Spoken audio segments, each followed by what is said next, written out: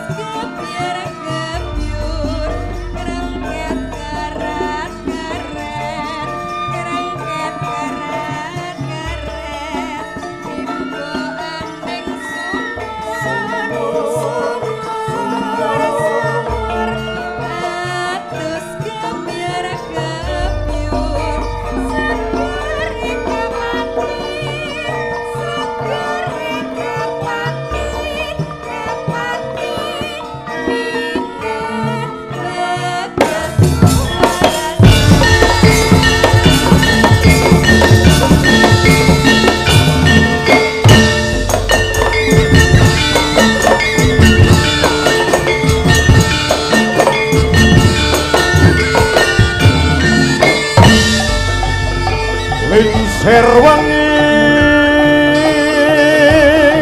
tan kendhat bebaya mamala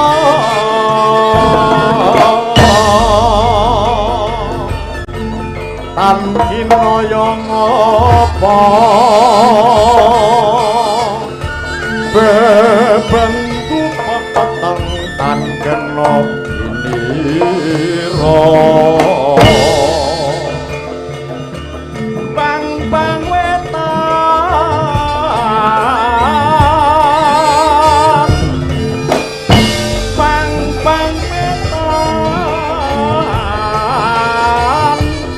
bang wetan semburato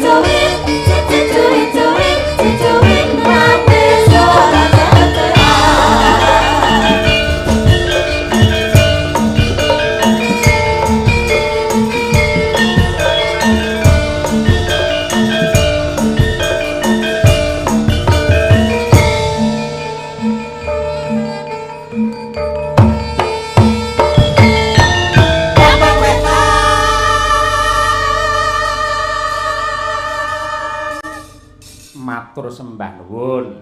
Ya. Diaturake marang sapa, Mak? Wabil khusus ingkang kagungan hajat tasakuran pepunden kula Bapa Sumarno sekalian Ibu Suyatmi ingkang lenggah wonten ing Dukuh Cengklik Desa Sinom Widodo Kecamatan Tambak Rama Kabupaten Pathina. Oh kaya mengkono. Apa iki lagi syukuran ulang tahun ora? Syukuran pernikahan mboten, mantu utawa sunatan ora kono. Lah syukuran apa Pak Sumarno? Intisarine ya kuwi ngunjukake agunge panuwun marang purbane Gusti Allah ingkang Maha Agung merga panjenengane wis paring malimbaring kanikmatan kamulyan kesehatan barokah marang Bapa Sumarno Sagutrah. Ya merga panjenengane Bapa Sumarno Sagutrah pinaringan rejeki ingkang melimpah ruah, ora kagem pribadi ora dinikmati dhewe ning dilembarake karo piyayi akeh. Tegese Bapa Sumarno berbagi kebahagiaan. Ngono kuwi. Gelar wujute pagelaran wayang kulit iki kejaba nuwun sewu paring rejeki marang seniman uga nglipur para warga masyarakat sing kepareng tumplek-blek rawuh ana ing kene. Para kadang-kadang bakul kabeh ya entuk rejeki.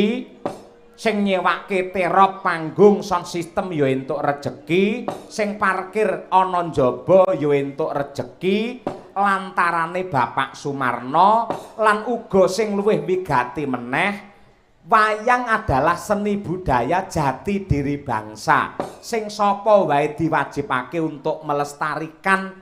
Mula ngopo kok Pak Marno kepareng wayangan?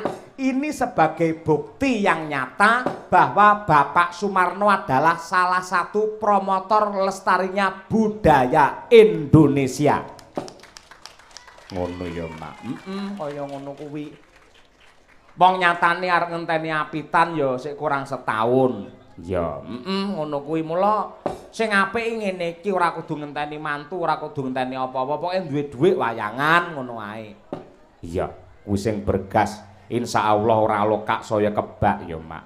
Mergo Gusti Allah wis kepareng-paring dawuh sing intisarine sok sapa menungsa sing gelem nyukuri kanikmatane Gusti yekti bakal ditambah ing reh nikmate. Ngono.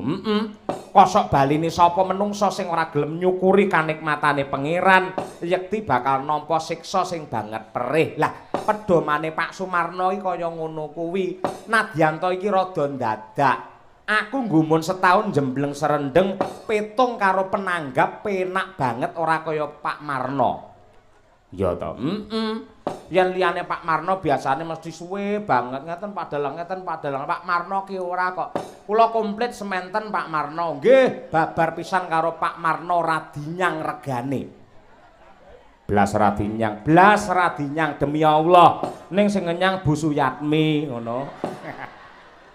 Wis padha wae lek ngono. Ora guyon kabeh iki wis dicukupi ing samubarange karo Bapak Sumarno. Mula didongake Pak Marno sak gotrah sak keluarga manggiya hayu lan rahayu durga mendhak kala sirna yuwana basuki tinebena saking suker sakit pinaringan rejeki ingkang barokah putra putrine soleh solekah lan ugi pinaringan tentrem lahir batin keselamatan dunya tekan akhir Allahumma amin. Ugi sedaya para lenggah ingkang kepareng rawuh mliginipun la iki sing apik neh Nduk. Piyayi mirsani wayang iki akeh-akeh iki piyayi kakung tur sepuh. Ning sinom widodha kene ning cengklik kene beda. Sawangen sing ngarep dhewe iki malah dikomando karo kuasai karo ibu-ibu kabeh. Ya to, kaya ngono kuwi. Pancen ning ngendi nggon ngendi papat sing jenenge ibu-ibu ora tau kalah, ora tau salah. Ora tau kalah, ora tau salah, mesti bener. Anggere piyai putri rada sepuh ngangge kudung, numpak pedah motor titenono, angker numpak pedah motor beanter ngono, ratinge nyiwa minggoke mesti nengen minggo. Iya. Ngono ya, Mak. Matur nuwun dumateng ibu-ibu merga ramene wayang ya tergantung ibu-ibu kok, Nduk. Iya apa? Temenanan. Mugi-mugi ibu-ibu ingkang kepareng lenggah pinarak lesehan wonten mriku dipun paringi rejeki ingkang turah nikmat barokah. Lan sedaya kemampuan ingkang kepareng rawuh mriki ugi pinaringan rejeki ingkang kathah sehat walafiat panjang umur. Amin ya rabbal alamin. Gandeng kene iki desane Sinom Widodo. Ya. Mau dawuh pangandikane para pepunden mligine Pak Sumarno, dasare iki uga di pangestoni karo pepunden kula ingkang winantu ing pakurmatan ya kuwi Abah Tubagus Damiri Ahmad. Sembah bekti kula kunjuk dumateng Bapa utawi Abah Damiri. Matur nuwun nyuwun pangestu Abah. Ugi ngaturaken panuwun dumateng Bapak Sarmani sing wis kerja sama karo Pak Sumarno. Ya, ora keri karo kami tuwa ing kene ya kuwi Pak Nasuka. Sinom Widodo mula sing dikersakake ya kuwi Sinom Nyamat. Sing klasik luwih dhisik. Kaya ngono kuwi. Sing nembang sapa? Aku tak nyuwun pambiyantune sinden klasik ya kuwi Ibu Sukesi Rahayu. Oh ngono. Sarjana seni, magister seni, dosene isi Surakarta jurusan pedalangan, mata kuliah ya kuwi tembang karo karawitan. Oh ngono. Mila saking menika untuk penghormatan kula nuwune awake dhewe marang warga masyarakat Sinom Widodo Bu Kesi aturna Sinom Nyamat. Ya, monggo Bu Kesi sasana wanci kula aturaken. Dados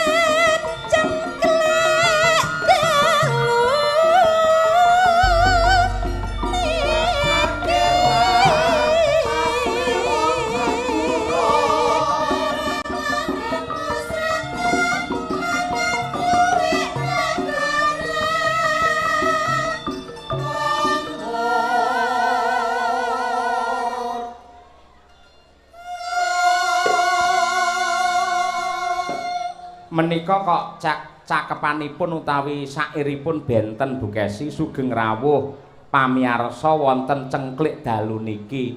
Niki anggitanipun sinten Bukesi? Menika saking Simbah Muri warga Cengklik.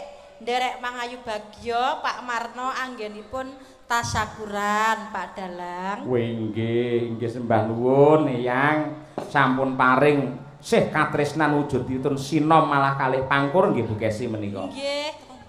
Nggih sembah nuwun. Coba dirasake bebarengan disurasa lho. Ya, monggo Bukesi.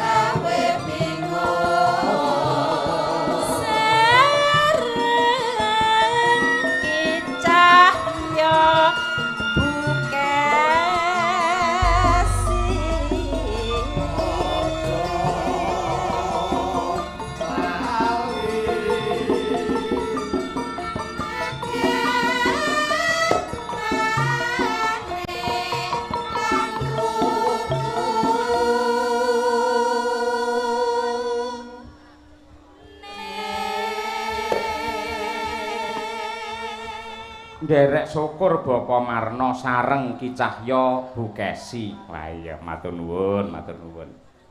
Lajeng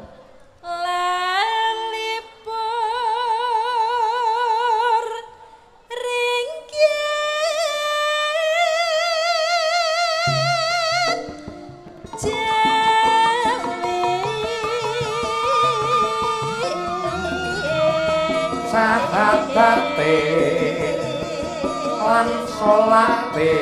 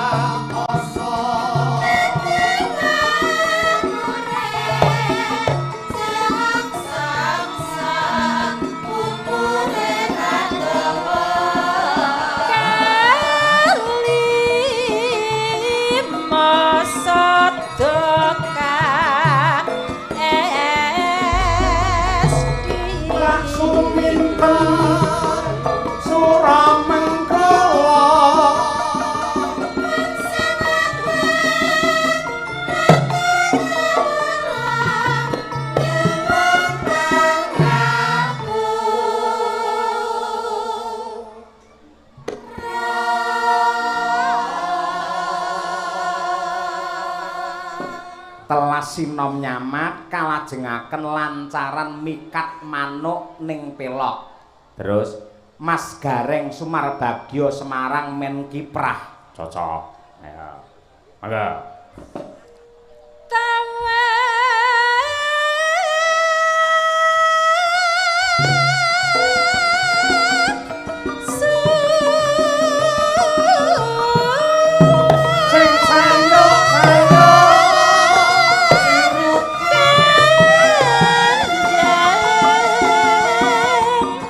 Sunah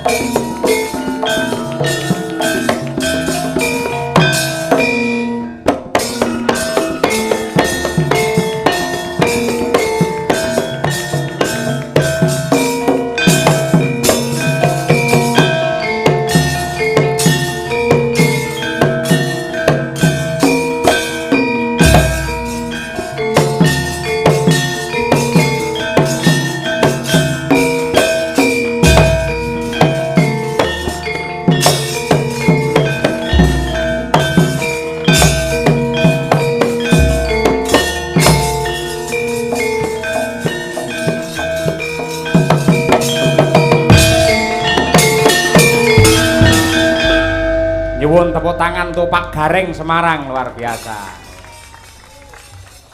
Usia boleh tua, rambut boleh putih, ning semangat golek duit tetep membara.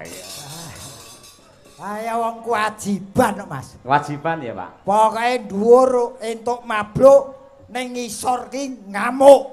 Wah, iki paribasane ngono ya. Mergo ngayahi kewajiban. Wah. Aku jan bengi iki boloku akeh. Kok iso? Pokoke bengi iki kowe karo aku aja macem-macem. Loh, sebabe Keroyokanku akeh. kancamu pirang-pirang? Ora kanca sedulur, wong kene iki omahe besanku. Walah, dadi sambil menyelam minum air ngono to iki. Ya glagepen to. Loh, paribasane ya karo tanggapan ya karo silaturahim ngene maratuwa, ngene besan. Kok besan? Heeh. Ya tilik besan. Ya iki sing jenenge rejeki tumpuk matumpa-tumpa ya ngene iki. Heeh ta. Wis diparingi sangu Pak Sumarno. Heeh. Isih-isih iso tilik sedulur. Nggih. Besan. Nggih. Wah, nek nuwun sewu yen seniman niku lho, len tanggapan nang ngene Besan, desane Besan utawa ngene pokoke wilayahe Besan utawa kampunge Besan ngoten niku. Nggih. Diparingi pinten mawon niku manut yen perlu malah emoh disangoni mergo abot dulure timbang duwite. Kuwi tak benerke. Ah bener to? Sing salah kuwi sing ngubungi. Kok iso nyalahke sing Wong ngubungi? wis pertama kali iki wis telepon aku lho. Terus? Aku ya ora takon kuwi jenenge sapa, asmane sapa. Pak Gareng, panjenengan teng Sinom Widodo pinten? Lah, niku nggene besan kula ya, Pak. Bar bukan ngono ki ora dilanjut. Lah kok ngerti-ngerti mbok jak. Lah berarti dalane kowe. Kok iso nyalahne aku? Lah, mula regaku ora iso mudhun mergo liwat kowe. Kowe iki tak kandhani asline ngene, asline ya iki lek ngejak buka-bukaan ya. Apa, Mas? Pak Sumarno ngersake syukuran, Nggih, gitu.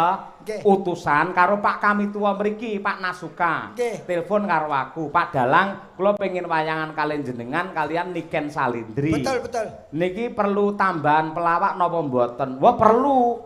Yen pelawak sinten Pak Dalang? Nganu, yang sing sae niku nggih Gareng Semarang. Dadi sing ngusulke nu kula.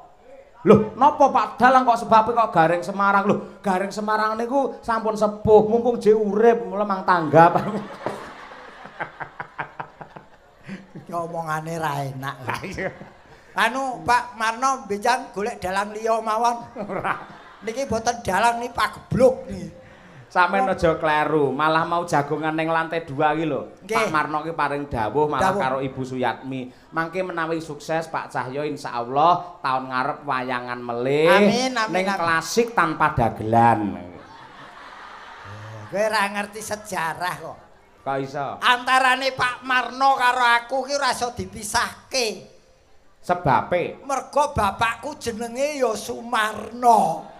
lek ngono aku karo Pak Marno ya ora iso dipisahke. Sebabe Aku Cahyo Kuntadi duwe operator jenenge Pak Marno. ya adoh to. Mikmu ki muni apa ora gumantung Pak Marno. Ngono Oh kuwi. iya ya, kowe pancen kae ning ngene lho Mas, ora ribut perkara prebeya. Nggih, leres. Ning sing bakwayo bareng nderek syukur Pak Sumarno anggene syukuran. Nggih. Mumpung iki ditimbali ana ing tlatah Desa Rambut Slamet.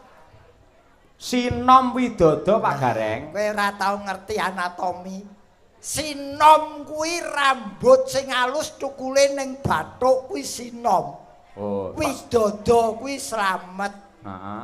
Tegese piyayi kene do ndedonga sing rambute cukul ning bathuk kaya sinome lagi rumpi-rumpi kuwi biasane cah nom-noman. Heeh. Didongake padha slamet bisa nerusake garis trah ing desa kene. Oh, ngono kuwi Sing- ada doanya. Sing angel iki kok kene iki lho dukuhe kok cengklik iki lho. Lah apa masalah kanggene jenengan mung ya apik. Ning ngene Mas. Aku ki ning ndi kulino ngonceki. Heeh. Endi jeneng mesti ana tegese ana artine. Heeh. Cengklik kuwi miturut penemuku. Pripun? Cengklik kuwi cengkah kuwi ora becik. Cengklik cengkah kuwi ora becik. Utawa cengklik kuwi cengkah kliru ora becik. Oh. Mula Iya. piyayi cengklik diharapkan selalu guyub rukun. Gandeng jenengan wis ngonceki cengklik, mongko desane Sinom Widodo. Apakah penjabaran dari Sinom Widodo? Kudu tanggung jawab wong sampean sing disiki kok ya. Oke. Sinom Widodo. Siki saka tembung sing duwe gawe bengi iki panjenengane Pak Sumarno sak keluarga besare. Ya ora. Leres. Nampa kanugrahan kesehatan, rezeki, kabejan dan kebahagiaan mula bengi iki tasakuran. Cocok. Wiwit masyarakat nganti punggawa ing desa kabeh do mbiyantu. Leres. Donane sing ana kanggo nanggap wayang dalange ki sapa kowe jenengmu kowe? Tak kuwepro iki tekan kene sing ngejak aku iso ora apal jenengku. Oh, wong mangan entuk kecer kok wong lali ra entuk. Ki Cahya Kuntadi. Yang terakhir do nunggu tekone gareng saka Semarang. Waduh. Maksa katut awakmu kuwi. Wong ke takon ki aja sing anu Mas, aja sing epek-epek. Takon ki sing rada abot. Saiki iki ujube apa? Tasakuran. Tasakuran. Tegese tasakuran ki apa? Ngunjuke rasa panuwun marang Gusti Allah. Kuwi jawabane cah TK. Yen kanggone gareng, Tasakuran kuwi tasakuran atau tasakuran. Tah kuwi tandane piyayi sing tebal imane. Dadi panjenengane Pak Sumarno kuwi piyayi sing tebal imane. Titikane wong sing tebal imane selalu bersyukur, jangankan kok diberi sesuatu hal yang istilahnya kaya pahala, rezeki, nikmat, diberi musibah pun selalu bersyukur karena beliau percaya bahwa Allah mencoba umatnya tidak akan melebihi kapasitasnya. Nggih, leres. Kuwi nek yen wong sing tipis imane, kuwi titikane yo gampang. Titikane piye? Wong lanang sing tipis imane semakin kaya semakin nakal. Wong lanang sing tipis imane semakin kaya semakin nakal. Yen wong wedok sing tipis imane semakin nakal semakin kaya. Wis pikiran dhewe pokoke. Sing lenggah ning ngarep iki akeh-akeh ibu-ibu lho. Lah awakmu kok diprotes karo ibu-ibu piye? Makanya tinggal memilih mau tebal imannya apa tipis imannya. Ya. Ewadene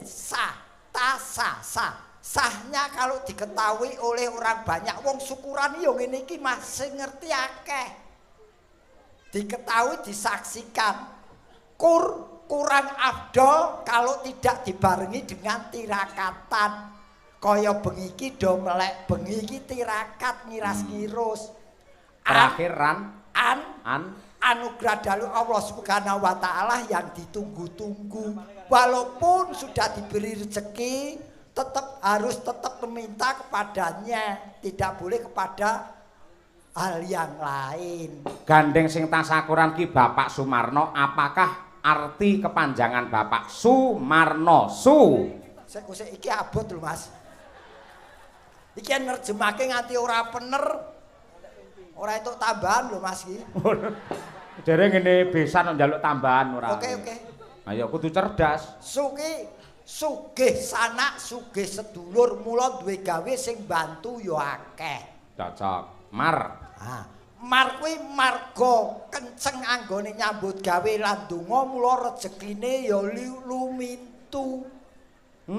Nonton wayang hobine. Waya. Pak Marno tasakuran mokal bisa kelakon yen ora disengkuyung karo Ibu Suyatmi.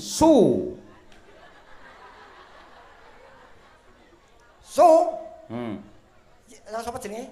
Suyatmi.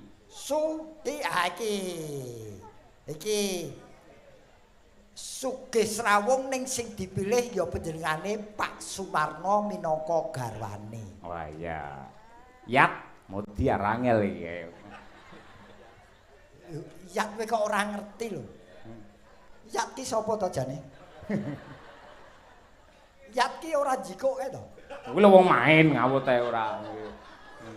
Penjabaran dari Yat kuwi lho. Kuwi Yat. Angel iki. Ayo, lek ora iso duwe balekke. Ayo. Sing Yat ki saka tembung kiat.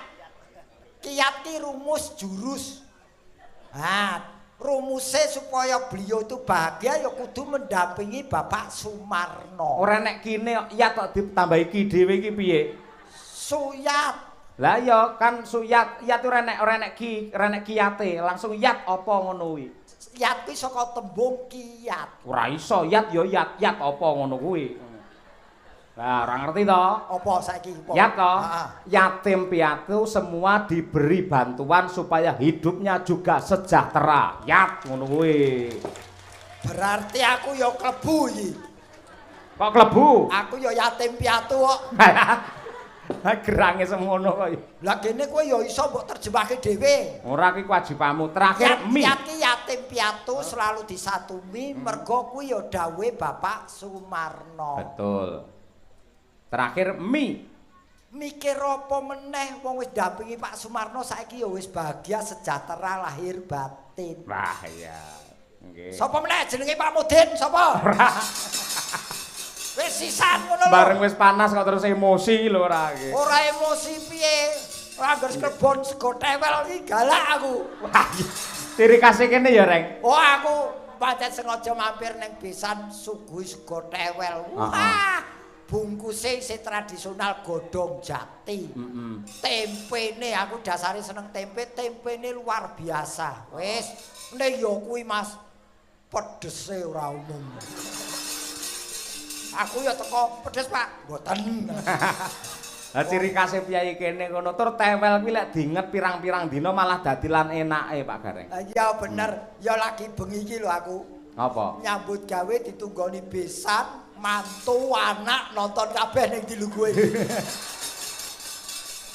Do nonton kabeh. Monggo Pak besane Pak Sumar Bagio Gareng nggih kados mekatan menika polahe lek golek dhuwit. Beliau tahu apa profesiku. Dadi nampa anakku kuwi ya sak keluargane sak aku karo bojoku sisan. Beliau tahu bahwa beliau tuh menghargai profesi saya. Nggih. Serendah apapun profesimu, sekecil apapun profesimu, sekecil apa pendapatanmu, harus selalu kamu hargai. Walaupun tidak membuat kamu kaya raya, paling tidak membuat kamu mengerti arti kehidupan. Iya, ning kuwi lak teori. Nah, nuwun sewu, besane jenengan mau pun ketemu kalih kula. Napa? Mantune jenengan ketemu kalih kula, malah kula bar dandan kalih besan jenengan dijak foto. Pak Dalang nyuwun foto Pak Dalang. Nggih, ngestakaken dawuh. Lah jenengan mboten foto kalih besan jenengan Gareng niku lha raine kados ngoten kok. Kowe moyen ketemu mantuku mbok njaluk tulung sisan. Ngapa? Kae ora kae dokter, ora spesialis ning duwe keahlian khusus. Apa? Keahliane cuci darah. Yen kowe kepengin kono. Moh. Aku darahku sik suci kok ngawut ae ora. Wong kok senengane iki nggih matur nuwun lho Pak Sumarno kula ditimbali mriki saged ngibur sederek-sederek kula ingkang wonten mriki. Nggih keleresan mantu kula pancen asli Sinombo Widodo Nirhing Sambikala mriki. Anakku karo iki cerita anak karo mantu. Pripun? Nduk, kowe wis seneng tenan karo jenenge lak Mas Imam. Mas Imam wis, Pak. Ora betah melek mending. Ora yen mantuku kuwi kulina jaga kok. Ning ya karo turu. Kene ya jaga saron padha. Tak takoni wis padha cintane. Dasare apa kowe cinta? Jawabane cah nom saiki, Mas. Piye? Pak, mencintai itu kata kerja. Dicintai itu kata sifat. Cinta itu bukan kata benda, tapi cinta itu kata hati. hati. Wah, iya. Mula ya wis berarti cinta mereka mantep urip wong loro. Wah, cocok. Wis pokoke ngomahku saiki doktere papat kowe butuh opnam. Wanci-wanci mondok. Wis kowe periksa anakku. Ora sudi aku.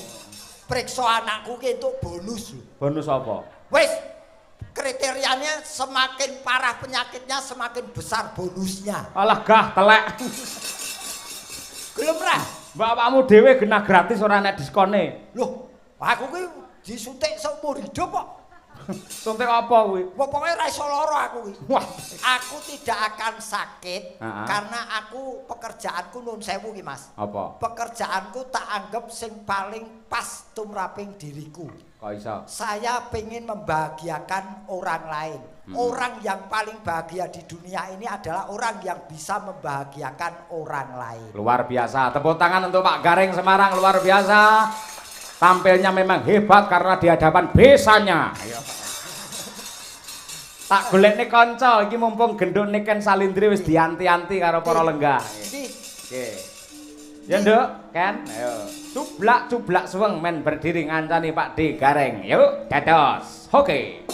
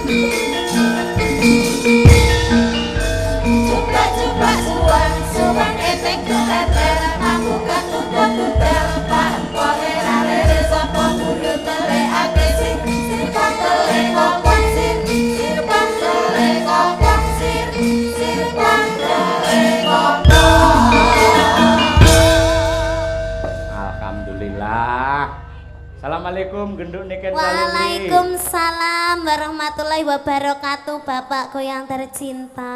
Aduh, terima kasih Nduk. Sehat ya Nduk ya. Alhamdulillah pangestune, Pak. Rawuh Sehat. jam piro ning daleme Niki Pak Marno? wau jam pinten, Pak? 7:30 nggih. 7:30 nggih. Nggih, 7:30 alhamdulillah. Wis sing ngenteni ki lho Piyai Semono kabeh iki fan Niken Salindri ngono kuwi nggih. Niki tiyang sakmenten kean niki ngentosi kula to, Pak? Ngenteni jenengan. Sanes jenengan. Nggih kula kalih jenengan. Oh, Dadi Piyai alhamdulillah. mriki sing senengi disenengi kula kalih jenengan. Alhamdulillah. Lek mburine jenengan sing nyenengi mung maratuwane kalih anune tok niku besane. Iki sing diarani wong bodho ning gawe ukara dhewe. Kok iso? Sing diteni iki ora kowe karo Niken. Lah, Sing diteni iki sing ning jero kamar mandi iku lho. kok iso? Kok ora metu-metu diteni. Ayo. Wong kok kowe jenenge banci ladang kowe. Kok iso? Bareng Niken ngadeg kok aku ora diteni piye? Loh, lah bocah iki kan sik cilik ya toh. Cilik apa? Iki pernahe putumu lho Pak De Gareng. Oh, Putu. apa ya? Kowe Aku ki putune sampean lho. Lah sampean nggep apa aku? wah, aku ngerti cah saiki kok kaya ngene ayune. Aku biyen kesusu lahir ngopo ya? Oh emang lek sampean kelahirane padha karo aku terus aku arep sampean pek pacar. Sing ngomong sapa? Lah ngono nyapa kok ngomong kesusu metu? Yen aku ki lahir saiki sing tak pek iki lho. Tuti. Lah nyapa? Tuti adi tamang. Lah nyapa? Lha wong pancen sing gelem karo aku gur kuwi tok. Iya. Lah tuti iso diinget kaya tewel adek ayo. Ya ora ngono to, Nduk. Nadyan kowe putuku ning dalam bekerja kamu rekan kerjaku. Tidak bisa. Putu Putu ya tetap putu. Sampean ki mbahku. sing marake wong ketok tuwa ngene iki lho. Lho sampean ki kudu gelem diarani tuwa lho. Oke. Aku diarani tuwa ora masalah. Berarti wong tuwa kuwi awet urip dawa umure. Heeh. Berarti dadi wong tuwa. Heeh, sampean dadi mbah. Prihatin wong sing nom-nom kuwi urung karuan iso dadi tuwa kaya aku. Lah sampean kan wis tau mangan uyah, wis tau ngrasakne urip. Malah sing nom-nom ki malah urung pengalaman. Sampean lek wis pengalaman. Wis to. Kowe wiwit lair urung dipakani uyah kok. Ya wis. Lah iku Ning kan cara bahasane ngono lho, Pak De. Bahasa-bahasa apa? Wong urip iki ngene lho, Nduk, tak ajari ya. Supaya uripmu tentrem ki kaya Pak Sumarno kae. Heeh. Beliau berpikir di Lembu. Nikan yo. oh ki cah iki sik enom ya Lah sampean yo suwi ya lek duduhe. kae lho Pak Sumarno. Jare besan. Kuwi Pak Sumarno ki besane sampean. Dudu. Lek sing besane ki sing sapa? Besanku jenenge Pak Warto. Kuwi apane Pak Sumarno? Dudu apa-apane. Kuwi tok ha iki kowe ora ngerti. Kene iki kulture masyarakat kene nadyan apa tangga ning ngungkuli sedulur. Oh. Jare kae apa tetanggamu adalah saudara yang terdekat. Kae Pak ning gitu Pak Sumarno. Oh kan legae ning kae baris kedua kae. Kae. Ae. Bapak Sumarno angkat tangan. Angkat tangan ini ditodong apa piye? Oh, ya yang itu. Ah. Nggih. Engko dikongkon jumeneng. Jumen. Lah ya Bapak Sumarno kok dikengken jumeneng ning kene. Nah, pancen beliau ngenteni sing dinteni iki awakmu. Nggih. Ngono, iki niken tekone kapan kok beliau mau partisipasi. Iki acarane berarti Syukuran. syukuran Pak Sumarno. Heeh. Dikitan. Dikit Pak Sumarno diapakne? Lek ngomong ki sing jelas karan tek ngono lho. Ah, kowe Reng, kowe wong tuwa kudu iso jelasne Reng. Pak Sumarno bengi syukuran. Syukuran apa? Ora dikitan. Lah terus Tetap. nikah. Ah, Pak Sumarno nikah. ora. Terus Diapake lho, Mas. Aku malah bingung. Pak Sumarno dinget. Kuwi lak tewel ngawut nikene ora nggih.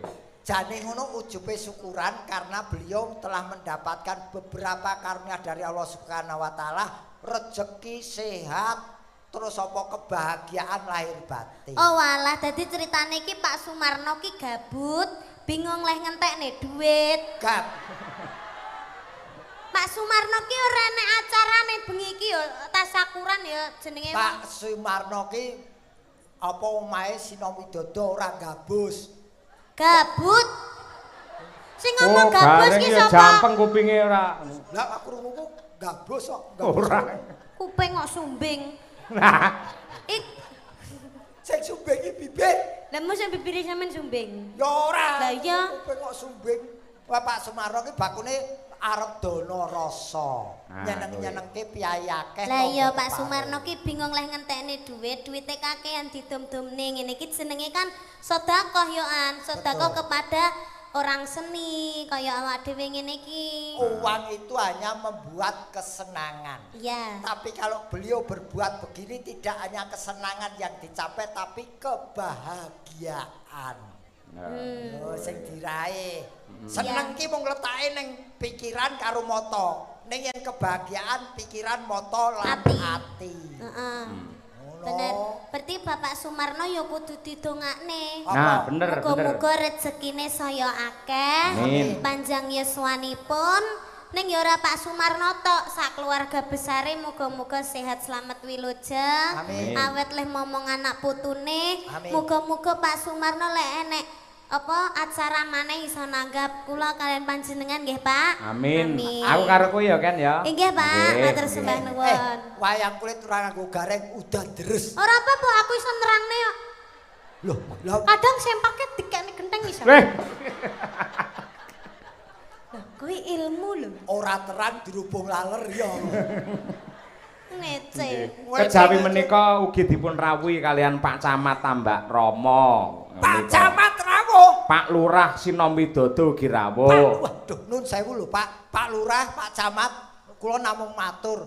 Pak anu Sumarnono namung masyarakat sampun nanggap lho Pak. Kok panjenengan lurah kali camat kok dereng. Lah iya. Ngono kok ra isin to, Pak. Sampeyan iki kudune nyontoni sik lho, Pak. Ora malah wargane sik. Bapak Camat karo Pak Lurah iki piye to? Kowe iki bupati kok piye kok nyeneni? Nelengke. Oh, Lah tak kira sampean mau nyeneni aku yo Ora nyeneni ngene. Nyapa aku cah cilik kok los.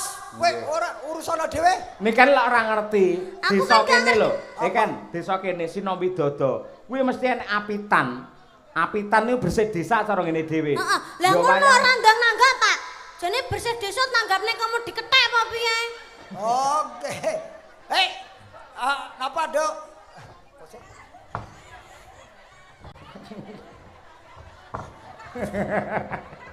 Kowe kosong apa ta? Tidak. Wah, ajeng diparingi sinten iki? Oh, mosok Jenengan apa kula? Hai. Matur sembah nuwun ki.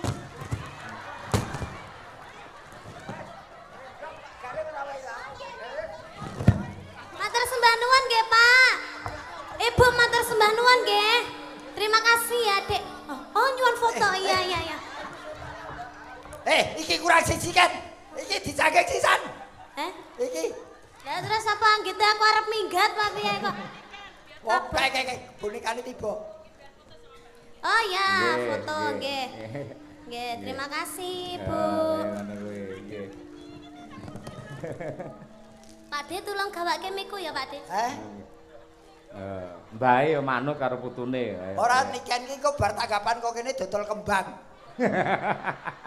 Kuwi tandha tresna kok nggih. Nggih. Sampun, matur nuwun. Nggih. Wah, luar biasa nggih. Sinden kok ora tau entuk ngono kuwi nyapa. Entuk sesuk. Mbok duwe kanca ngono gayane dikeki ngono lho apa piye. Sesuk dikirimi karangan bunga. Iya. Nduk, sampean nate nembang apa kuwi Mari Kangen. Oh, nggih, Nate. Jebul kan nate. Nggih, Lah, nate. kuwi iki pekaremane piyai kene dipundhut karo Bapak Sumarno. Oh, nggih. Sing klasik dhisik ya. Oh, nggih, Pak. Nggih nambani rasa kangene Bapak Sumarno karo warga masyarakat ing Sinom Widodo mriki. Nggih, niki Pak Camat kalih Pak Lurah apa pripun, Pak? Rawuh nggih. Rawuh. Nggih. Pundi nggih tiange Pak Camat kalih Pak Lurah wau? Ah nika dadah. Wah, yang dada-dada. Ya Allah, Pak gantenge, Pak. Ya Allah. Awas, Pak, awas. Nggih, Pak. Bapaknya gagah perkosa. Mareke kulinamu kepethuk Taslim. Aku bosen petuk Mas Taslim. Nggih. Mari Kangen rumiyin, monggo Mas. Diaturake genduk niken. Yo, saking bunangipun. Yo.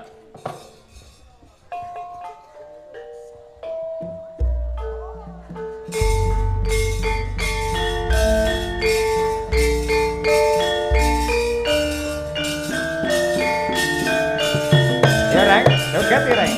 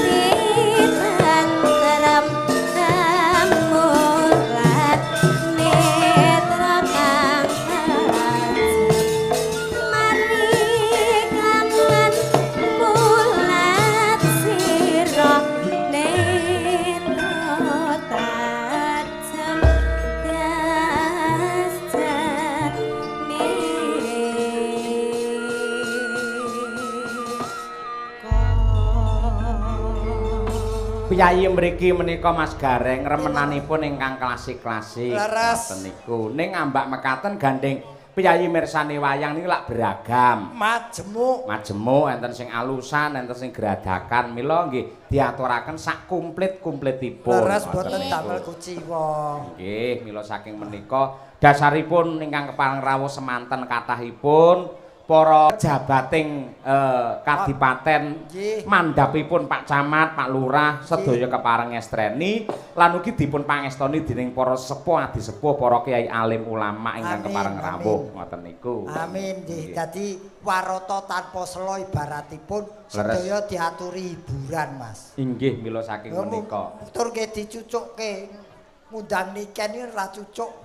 Mung yen trimo brutu ora enak cucuk. Maksudnya piye kuwi? Tegese digunake sebagaimana mestinya.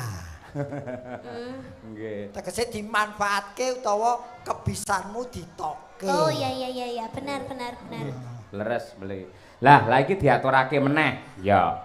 Piyayi kene kejaba ngersakake sinom nyamat lan uga ngersakake tembang mari kangen. Ngersakake ayang-ayang lho. Nah, nggih. Niki pamundhutane saking sinten? Menika pamundhut saking Pak Sumarno ugi Bapak Nasuka selaku kami tua wonten ing mriki.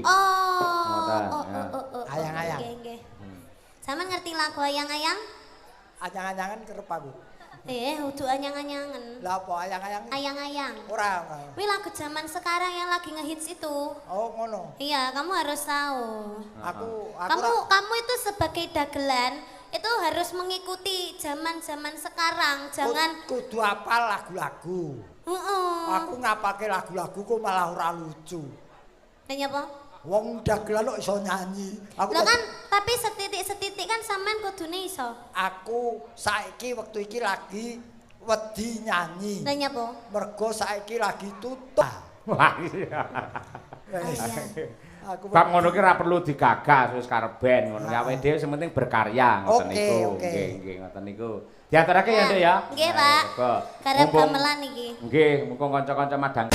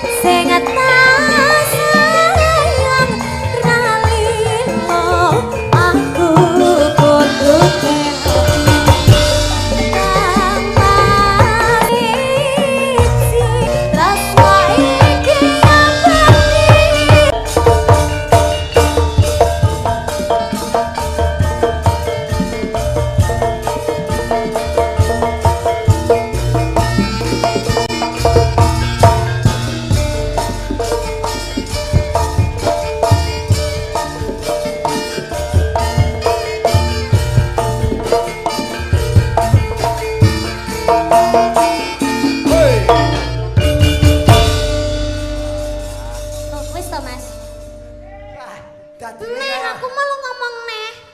dadine Ayo dong.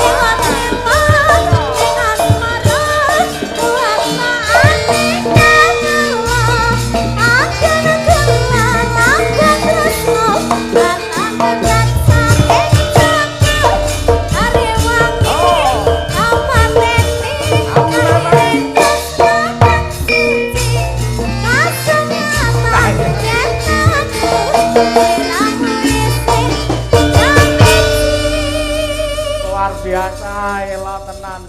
Rene nduk, rene. Masalah. Iki lho bocah golek dhuwit keringete nganti lek ra sing ngelapi bapake ora marem. Ya, kaya ngene. Golek dhuwit nduk ge awan bengi tanggapan terus kaya ngono kuwi lho sing kok golekne sapa? Aja cedhek-cedhek karo gareng, ambune wengur kae. Ambune badet, Pak. Kene tak resikane.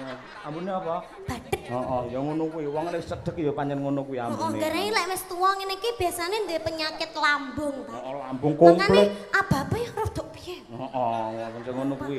Kuwi sejenis walit lah Aku kuwi. jane no apa ngempet, Pak, ket mau. Ngempet to.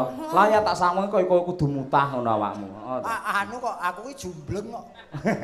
Kowe anu aku ya kemringet tok, Mas. Hah? Aku ya Tak kemringet. lapane raimu kene ndang. Iki dagangan, iki dagangan.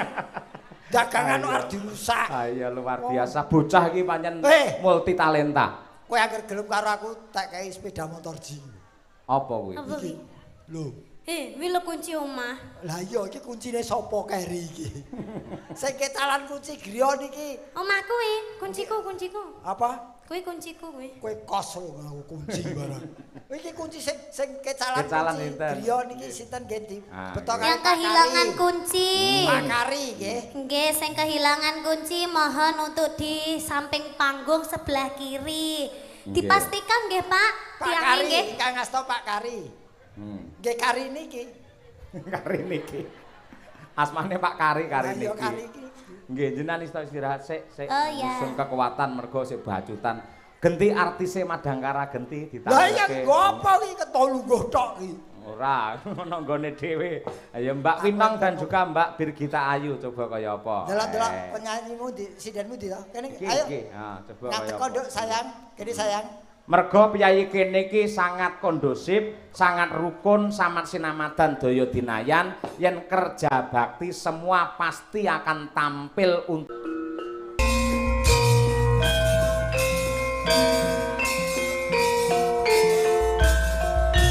bergandengan erat untuk bersama memajukan Cengklik Sinom Widodо. Maju papat papat, diulang maju papat papat, diulang utang hati mesti dalam bumi. Pelukis kotor baris, pelukis kotor baris, Pelukis untuk baris, pelukis untuk baris.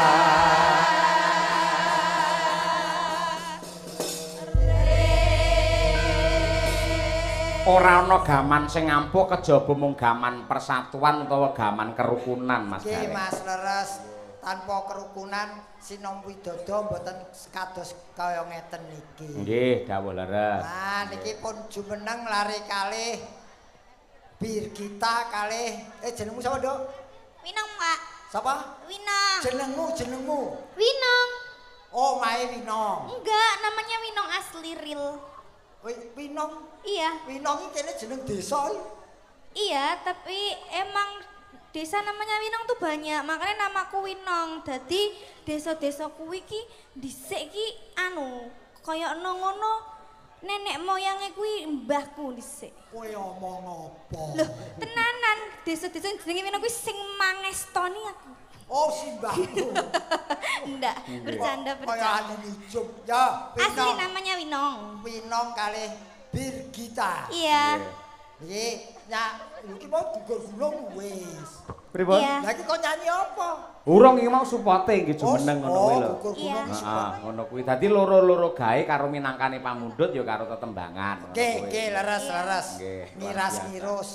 Nggih. Nggih, nggih. Birgita pun rampung anggone Toto-toto. Nggih. Tata-tata. Tur sinden sakniki niku nom-nom cantik-cantik suarane apik-apik nggih Pak Gareng. Nom-nom apik-apik tur pinter-pinter kabeh. Ya tegese pinter ki pendidikane kelasnya tinggi semua. Leres, leres. Dadi ora kena disepelekke dipandang sebelah mata apalagi dilecehkan. Jangan betul. sampai seniman sekarang sudah punya grade atau drat atau kedudukan yang tinggi. Leres, nggih. Iki pun pokoke tak bilani dijogo ya. Iya, terima kasih. Nggih. Supaya tetap lestari kerukunane warga masyarakat ing Cengklik lan ugi Sinom Widodo dipun pandegani kalian Bapak Sumarno, Pak Lurah, Pak Camat. Mila ngaturake lestari ya ngono Tak kuwi. goleke dalan panjenengan. Iya.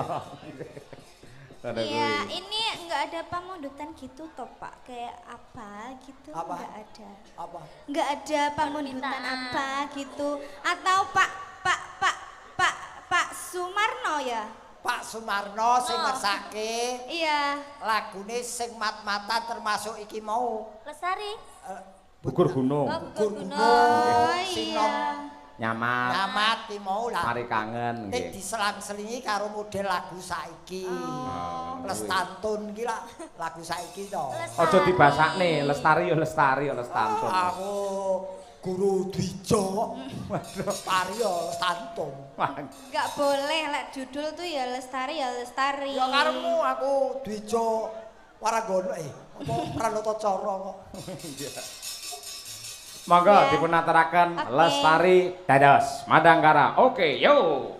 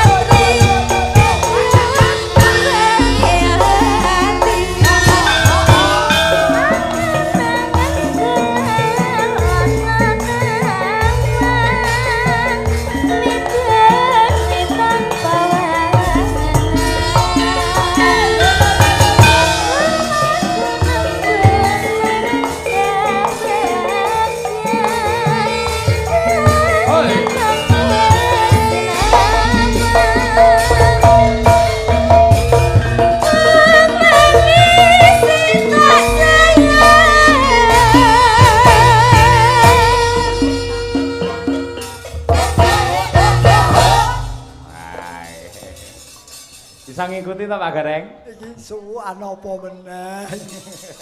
Aku tak jogeti mari sing ngendang karo sing bedhok ki ora ngene. Dan iku tak deder. Mula jenengan pas prei ora tanggapan nek dalang live streaming iki dipirsani. Wo garapane ngene iki ngono. Kowe nukoke kuota apa piye? Ora. Aku selalu nonton aku. Oh iya ta. Perkembanganmu iki tak ikuti po. Ah syukur ta syukur. Yo kadang wis ngikuti terus ki yo jangan terus. Nah. Lha ora kurang sok tanggal 20 yo gabung meneh tek yo. Nggih Mas. Pun.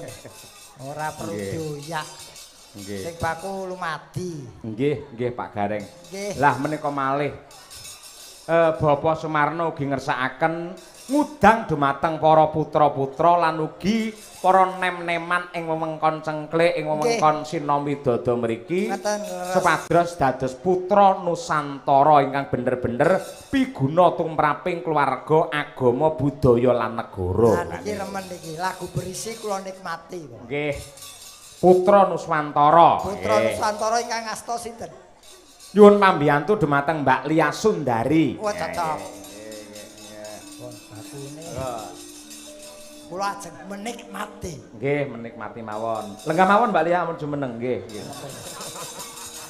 Roh mak menyat ngono ae. Siap. Iya. Semengelangku lek munggah ndur gendeng dhek iki lho ayo. Putra Nuswantara, ya Mbak. Anakku sing ayu dhewe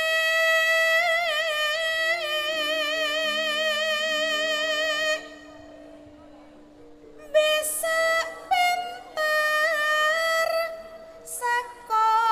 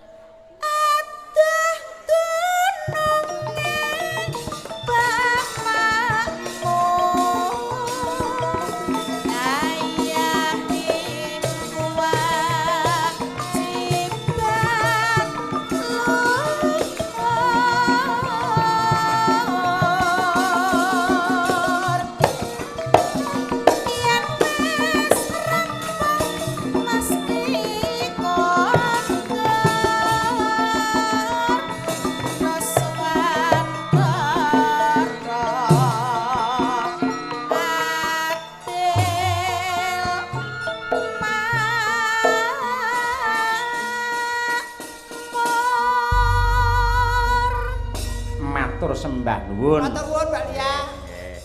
Wah. Wah, jan Bupatmi iki jan. Bupatmi. Malah kaya bunga tirah yen kuwi. Malah nggih. Nggih. Pancen nika pancen khusus nggo mat-matan. Leres nggih. Mbak nggih. Lia. Nggih. Angelina kae. Nggih. Mila saking menika nuwun sewu sampun ngantos sedaya lagu-lagu dipun suntak wonten ing limbukan Pak Degareng. Kersanipun niki ngibarate wong mangan ki yen kuwareken malah mbesesek tenggen weteng. kersanipun Dasare jenengan kalih genduk niken niki alhamdulillah kersa ngenteni nganti tekan goro-goro.